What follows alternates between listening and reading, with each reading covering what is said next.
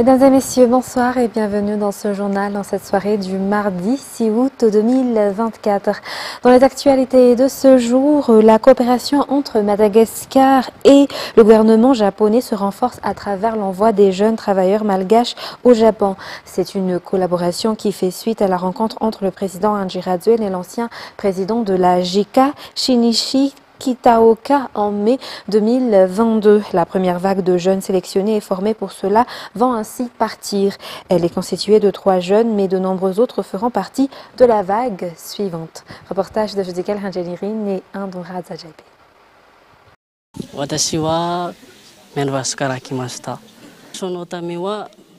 Sans doute une phrase en japonais démontrant qu'ils maîtrisent la langue qu'ils apprennent depuis maintenant plus d'1 an. La rencontre à Yavlu en mai 2022 entre l'ancien président de la JICA, Shinichi Kitaoka, et le président Andry Rajoelina n'a été immédiatement suivi d'action. 40 jeunes ont été sélectionnés suite à des examens et 20 ont été retenus pour se former aux techniques professionnelles et à la langue japonaise afin de travailler au Japon. C'était difficile, mais ils l'ont fait grâce à leur volonté, affirment ces jeunes. C'est à travers l'ambition et les compétences de la jeunesse malgache que cette collaboration a été instaurée, selon la vision du président Andry Rajoelina, afin de soutenir ces jeunes malgaches ambitieux. Le pays a confiance en sa jeunesse. Les Japonais font confiance à Madagascar et travaillent ensemble, raison pour laquelle ils ont accepté ces jeunes travailleurs ayant reçu une formation spéciale ou travailleurs qualifiés spécialisés. Je suis très contente qu'on y arrive jusqu'ici. Donc l'idée est survenue il y a 2 ans et on a pu envoyer les 3 premiers travailleurs au Japon. Donc pendant 2 ans, toutes les parties prenantes ont vraiment contribué à l'aboutissement jusqu'à maintenant. De nombreux secteurs tels que la construction de maisons, d'hôtels et de restaurants, les grandes industries telles que la construction navale et l'aéronautique, l'électronique et l'informatique, la production alimentaire sont des domaines de coopération. Mais pour cette première vague, les jeunes seront orientés davantage sur l'agriculture. La durée de leur contrat au Japon est d'1 an et peut être renouvelée chaque année pour une durée de 5 ans. En raison du vieillissement de sa population, le Japon recrute des jeunes spécialement formés pour rejoindre son marché du travail. Les jeunes malgaches en profitent car le président Andry Rajoelina leur a ouvert la voie pour partir à l'étranger et apprendre des techniques avancées auprès des Japonais. Des techniques qu'ils rapporteront et partageront dans le pays. Aux actualités politiques de ce soir, le Conseil des ministres a convoqué les 2 chambres du Parlement pour une session extraordinaire à partir du vendredi 9 août et le lundi 12 août prochain. L'ordre du jour de cette session sera la présentation de la politique générale de l'État. Cette session extraordinaire n'excédera pas 12 jours et peut être conclue dès que l'ordre du jour est épuisé. C'était avec Sylvain et Anienne Martina. Le Conseil des ministres a adopté le décret convoquant une session extraordinaire du Parlement les vendredis 9 et lundi 12 août. Une convocation qui s'inscrit dans le cadre de la mise en œuvre de l'article 76 de la Constitution qui déclare que l'Assemblée nationale est appelée à se réunir de manière extraordinaire selon l'ordre du jour clairement défini par le décret décidé par le président de la République en Conseil des ministres à la demande du Premier ministre ou à la demande du groupe parlementaire majoritaire à l'Assemblée nationale. L'ordre du jour de cette session extraordinaire, selon le rapport du Conseil des ministres et la présentation par le Premier ministre, chef du gouvernement, au Parlement, du programme de mise en œuvre de la politique générale de l'État qui est mandaté dans la Constitution dans l'article 99. Cet article qui stipule également que ce programme en cours de mise en œuvre peut subir des modifications en cas de changement du gouvernement et le Premier ministre propose ces changements au Parlement qui peuvent aussi apporter des propositions. Il est à noter également que c'est durant cette session extraordinaire que les parlementaires nouvellement élus recevront les informations sur la PGE. La durée de la session ne devra pas excéder 12 jours selon la loi et il y a un décret définitif sorti dès la fin de cette session extraordinaire de l'Assemblée nationale. Dans les actualités diverses, parlons de lutte contre la corruption. 1831 personnes ont été poursuivies par le Bianco pour corruption en 2023, dont 588 ont été arrêtés et 95 ont été mis sous mandat de dépôt. Ce sont quelques-unes des statistiques données par le Bianco au Bureau indépendant anticorruption dans un rapport d'hier. Selon les informations, les cas de corruption constatés depuis un an ont augmenté. Les collectivités décentralisées ont fait l'objet du plus grand nombre de plaintes. Toujours un reportage de Cécile Vin et Anienne Martina. Pour l'année 2023, 3147 plaintes ont été reçues par le Bureau indépendant anticorruption au Bianco. 44,61% d'entre elles, soit 1404, répondaient aux critères de corruption et ont fait l'objet d'une enquête selon le rapport. Par la suite, 556 dossiers ont été envoyés au tribunal, lancé que 1831 personnes ont été poursuivies après l'enquête, dont 588 personnes ont été arrêtées, 95 ont été placées en détention provisoire pour corruption et 122 ont été placés sous contrôle judiciaire. Sur les 3147 plaintes reçues par le Bianco, en général, l'abus de pouvoir, le détournement de fonds, la corruption, la contrefaçon et l'utilisation frauduleuse, donnant des avantages à des connaissances et à des membres de la famille, sont les formes de corruption les plus répandues. Des plaintes ont été reçues dans plus de 30 secteurs et selon le rapport cette année, les collectivités décentralisées sont au premier plan, comme en 2022, et représentaient 16% des cas de corruption. Elles sont suivies par le secteur foncier, 14%, la justice, 12%, la gendarmerie nationale, 8% et l'éducation nationale, 8%. D'une manière générale, il a été constaté que le nombre de plaintes reçues, c'est-à-dire les cas de corruption à Madagascar, a augmenté en 2023 comparé à l'année 2022.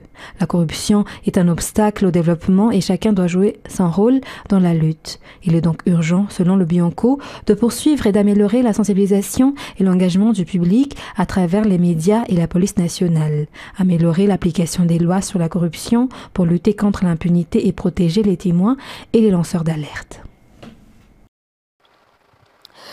Et toujours dans cette page diverse, les 10 hommes kidnappés à Panké, Lifuktan de Nkazugwek, à commune d'Amboiba, Jivouilé, dans le district d'Indozorbé, le 1er août dernier, ont été sauvés par les forces de l'ordre. Les commandements de l'armée et des gendarmes sont venus voir de visu la situation et a réitéré que toutes les formes d'insécurité seront éradiquées, surtout les cas de kidnapping dans le district d'Indozorbé. Le point avec Le 1er août 2024, plus de 30 hommes se sont rendus à Panké, Fuktagne, Nkazgwek, CR, Amboibar, Vuilé, Indozorbé et ont pris 10 hommes en otage. Le 3 août, vers 14h30, les forces de l'ordre d'Anjan Mangatsik ont aperçu les malfaiteurs ainsi que les personnes enlevées. La course-poursuite entre les forces de l'ordre appuyées par le Fuknoul et les malfaiteurs a commencé à partir de là. Les 10 otages ont été secourus par les forces de l'ordre. Certains des Dahal ont été abattus et blessés pendant l'affrontement. Les commandements de l'armée et de la gendarmerie sont venus à Mboibar-Vuilén pour constater la situation dont le général Deramasnzak Manantsu Rakutorvel, chef d'état-major de l'armée, et le général Rakutmalal Anjiataïn Jean Hébert, commandant de la gendarmerie nationale. Ils ont eu une réunion avec la population et ont également encouragé les forces de l'ordre à garantir l'ordre et la sécurité. Ils ont affirmé lors de cette rencontre que toutes les formes d'insécurité doivent être éradiquées, notamment les enlèvements dans le district d'Indozorbé. Lors de cette visite, une inspection des 18 Fukuntan classés comme zone rouge qui composent la commune d'Amboibar-Vuilén a également eu lieu. Poursuivons ce journal dans les actualités sociales afin de promouvoir les soins de santé de qualité pour tous et également d'améliorer la chaîne du froid pour divers médicaments. Le Salam, ou centrale d'achat de médicaments essentiels de Madagascar, collabore avec une compagnie pétrolière. Ainsi, il ne sera plus difficile de transporter et d'assurer la chaîne du froid des médicaments car les 113 stations-service de cette compagnie dans toute la grande île disposent de coolpack pour conserver ces produits. Reportage signé Obrasa Manan et Anzara Radzanarfel. L'un des problèmes rencontrés par Salam, ou la centrale d'achat de médicaments essentiels de Madagascar, depuis de nombreuses années, est d'assurer la chaîne du froid pour les médicaments lors des livraisons de ces produits, notamment dans des zones enclavées. En effet, les médicaments de santé maternelle et infantile ou encore les médicaments antidiabétiques et anticancéreux nécessitent une température de conservation entre 2 et 8 degrés Celsius. Et vu que certains camions mettent 5 jours sur la route, ce qui rend difficile la garantie de la chaîne du froid des médicaments, Salam a établi une coopération avec une compagnie pétrolière. Les stations de cette dernière stockeront les SPAC dans leurs congélateurs et assureront la coordination et la mise en contact entre Salam et les gérants de ces stations pour que les stations puissent les mettre à la disposition des chauffeurs de livraison. De son côté, Salam mettra à disposition des SPAC au sein des stations-service se situant sur les axes difficiles d'accès de distribution. Ce partenariat qui aura un impact significatif sur la santé publique à Madagascar. Nous avons déjà un réseau de stations-service avec des congélateurs adaptés, donc ayant la température qu'il faut pour garantir cette chaîne logistique. Donc, c'est vraiment mettre à la disposition de Salam nos 113 stations-service qui sont éparpillées sur tout le territoire malgache pour donner accès donc, à des médicaments bien conservés et qui peuvent être conservés avec les ice packs pendant 11 jours, comme a dit Madame le directeur général. Donc, vraiment, ça va aider la population qui sont particulièrement dans les régions éloignées à avoir accès donc, à cette chaîne de froid et aux médicaments dont ils ont besoin pour une bonne santé. Ce projet contribue à la réduction des décès maternels et à atteindre l'objectif de développement durable, santé pour tous. Le partenariat qui a été signé aujourd'hui durera 2 ans, renouvelable et renforçant ainsi un accès aux médicaments de qualité pour la santé du plus grand nombre. Toujours dans cette page sociale, 40 ménages vulnérables du quartier d'Ambatmene dans la municipalité d'Anoussial ont reçu aujourd'hui de l'éclairage solaire de la part de l'Organisation internationale de la migration ou OIM dans le cadre du programme Louarin 2 du projet TAD. Cela impactera positivement ces familles, notamment en termes de dépenses, ont-ils déclaré aujourd'hui dans ce reportage de Ruth Christelle Rakout-Malal et Asna Rafalzanaj. Actuellement, 50% de la population de la commune d'Anoussial ne dispose pas de l'électricité de la Jirama. Le manque de moyens financiers en est la principale raison, mais aussi à cause du délestage qui perdure et qui n'est pas bénéfique pour les foyers. Pour ces raisons, les familles utilisent des lampes à pétrole et dépensent environ 6 milliards à 10 milliards par mois. Aujourd'hui, 40 familles vulnérables ont bénéficié de lampes solaires émanant de l'OIM dans le cadre du programme Louarin 2 du projet TAD. L'ONG Compassion dans cette activité qui œuvre à non seulement impulser l'éducation des jeunes, des enfants, et nous sommes aussi là non seulement aujourd'hui pour remettre des kits solaires au nom du programme Louarin 2, qui a vu 2 volontaires venir faire leur volontariat ici avec l'ONG Compassion. Donc c'est une joie pour nous de soutenir leur projet, donc d'offrir des kits solaires à raison de 40 kits solaires que nous avons offerts ce jour pour des familles extrêmement démunies qui ont des petits-enfants qui doivent aller à l'école, mais pour des raisons que nous connaissons tous, n'ont pas d'électricité les soirs. Donc aujourd'hui, OIM se joint à travers le financement de l'AFD et avec le partenariat du ministère des Affaires étrangères, nous nous joignons aujourd'hui à Compassion pour leur apporter notre soutien dans le cadre du projet Louarin 2. L'utilisation de lampes solaires aidera grandement ces familles. Le programme Louarin 2 est axé sur la contribution de la diaspora dans le développement du pays. Ces volontaires œuvrent dans plusieurs domaines, comme le cas de cette jeune volontaire qui travaille à l'hôpital de Mainz. Une étudiante en Chine, à Guangzhou. Je suis un médecin et je voudrais continuer mes études en Chine encore. Et je suis à Madagascar depuis 1 mois maintenant, avec Compassion Madagascar pour le projet Maman Kangourou. C'est un projet qui aide les mères des secteurs défavorisés à s'occuper des enfants prématurés et faible poids de naissance. Et le but de ce projet est de réduire la mortalité infantile des enfants prématurés à Madagascar. À noter que 10 volontaires de la diaspora sont venus ici en juin. Ils ont étudié en Chine, au Canada et en France. Ils partageront les compétences qu'ils ont acquises dans les pays où ils sont venus et seront répartis dans 6 provinces de Madagascar durant 4 mois. Passons à présent aux actualités internationales. 9 employés de l'agence de l'ONU pour les réfugiés palestiniens au UNRWA pourraient avoir été impliqués dans les attaques du Hamas du 7 octobre en Israël, selon l'enquête interne des Nations Unies qui est portée sur 19 personnes accusées par Israël. France 24. L'enquête a été ouverte début février par l'ONU. 19 employés de l'UNRWA, son agence pour les réfugiés palestiniens, sont accusés par Israël d'être impliqués dans l'attaque du Hamas du 7 octobre. Voici ses conclusions près de 6 mois plus tard. 9 membres du personnel pourraient être impliqués. Sur ces 19 personnes, nous avons constaté que dans 10 cas, il n'y avait pas d'informations ou des informations insuffisantes pour confirmer les allégations d'implication dans les attentats du 7 octobre. Les 9 autres seront licenciés.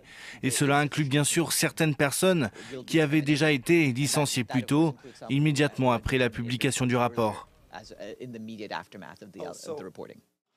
Mais l'agence ne donne pas plus de détails sur le rôle exact de ces 9 personnes. Les enquêteurs ont examiné des dossiers, des courriers électroniques et autres communications du personnel. Mais le bureau s'est aussi appuyé sur des preuves fournies par Israël qu'il n'a pas été en mesure de vérifier de manière indépendante car il n'y avait pas directement accès. Le gouvernement israélien, qui avait initialement accusé 12 personnes fin janvier, a vivement réagi aux résultats de cette enquête. L'UNRWA fait partie du problème et non de la solution. Et toute personne soucieuse des intérêts d'Israël, de la bande de Gaza et de la région devrait agir pour remplacer les activités de l'UNRWA par d'autres agences. Depuis le début de la guerre, Israël a multiplié les appels à la fermeture de l'UNRWA, l'accusant de collaborer avec le Hamas. À la suite de ces allégations, plusieurs pays donateurs avaient suspendu fin janvier leur financement. Depuis, l'aide a été rétablie par tous les pays, à l'exception des États-Unis. Toujours à l'international, Mohamed Younous, le lauréat du prix Nobel de la paix en 2006, s'est dit prêt aujourd'hui à devenir le dirigeant du gouvernement intérimaire de Bangladesh au lendemain de la fuite de la première ministre Sheikh Hasina et de la prise de contrôle du pays par l'armée. Hier, la capitale bangladaise a de nouveau connu des scènes de chaos. La police et les hôpitaux ont fait état d'au moins 103 morts. France 24. L'armée, elle a toujours eu un rôle très important dans l'histoire du Bangladesh, une longue histoire de coups d'État et de contre-coups d'État depuis son indépendance en 1971. Le pays a seulement 53 ans et a connu déjà 4 coups d'État ces dernières semaines. L'armée, elle a d'ailleurs essayé de se désolidariser de ce qu'a fait la police dans les manifestations. On le rappelle, 300 morts aujourd'hui. Elle a un rôle d'acteur central. Elle revient sur le devant de la scène. C'est elle qui a le rôle de fonder un gouvernement de transition. Elle retrouve l'importance qu'elle a perdue ces 15 dernières années parce que Sheikh Hasina, lors de ses 15 ans à la tête du pays, elle a muselé la voix des hauts dirigeants, des hauts militaires du pays comme une vengeance pour elle parce que le père de Sheikh Hasina, Cheikh Mujibur Rahman, le père de la révolution, a été tué dans un coup d'État militaire en 1975. Alors aujourd'hui, ils sont de retour sur le devant de la scène avec un discours d'apaisement. Hier, le chef des armées a fait savoir que ça allait prendre du temps, mais que le pays allait retrouver le calme. Il a aussi annoncé la libération de Khaleda Zia, l'ancienne première ministre du Bangladesh et ennemie jurée de Sheikh Hasina, qui était emprisonnée depuis plusieurs années dans le pays. Parlons à présent Jeux Olympiques. En ce début du deuxième semaine des Jeux Olympiques de Paris, il est temps de tirer un premier bilan de l'accueil des millions de visiteurs dans la capitale française. Les reporters de France 24 nous apportent plus d'explications dans ce reportage. Ce qu'il faut savoir, c'est que cette deuxième semaine des Jeux Olympiques, on a l'impression que ça y est, la France est enfin réellement heureuse de les avoir. Et ça se voit ici au Club France. Vous voyez cette file derrière moi, ça ce sont des gens qui n'ont donc pas pu acheter leur billet sur Internet puisque ça n'est plus possible, tellement il y a de monde. Et vous allez voir, cette file, elle continue et elle continue encore. Et ensuite, elle serpente sur la place. Donc là, on a des centaines de personnes. Il faut savoir qu'ici, au Club France et dans ce Parc des Nations, on attend 700 000 personnes pendant ces Jeux Olympiques et ces Jeux paralympiques. Et ce qu'il faut savoir, c'est que la presse française, elle aussi, s'empare du sujet, disant que voilà, Le Monde dit que la France a pris des vacances d'elle-même. On parle de Jeux Olympiques du sourire. On a également le Parisien, notre grand quotidien, qui lui est allé demander aux gens ce qu'ils en pensaient. 8 sur 10 en moyenne, ils ont obtenu avec toutes les nationalités. Quant à moi, eh bien, je me suis rendu sur les Champs-Élysées pour aller demander, là aussi, à ceux qui y sont, comment ils vivent ces JO. Attention, téléportation. On a tout entendu sur ces Jeux Olympiques. Les Parisiens ont fui, on s'attendait au chaos, l'impossibilité de se déplacer, trop de monde partout. Et bien finalement, ici, aux Champs-Élysées, à l'heure olympique, eh bien les spectateurs sont plutôt satisfaits. Il y a beaucoup de bénévoles qui donnent de leur temps pour aider les touristes, aider les gens comme nous, qui n'ont pas la moindre idée de là où ils vont. Oh, j'adore ça, c'était l'un des rêves de ma vie d'assister aux Jeux Olympiques. Malheureusement, je n'ai pas pu quand c'était chez nous à Londres en 2012, donc j'étais vraiment très content quand j'ai pu obtenir des billets pour venir ici. C'est chouette, moi je vis ça un peu comme une fête, c'est vraiment hors du commun, c'est une chance d'être là. L'ambiance n'est pas lourde du tout, au contraire. On ressent avant tout une immense joie autour de ces échanges entre cultures. Merci à vous. Mais là, il n'y a pas beaucoup de Parisiens, donc c'est sympa. Non, si je dis ça.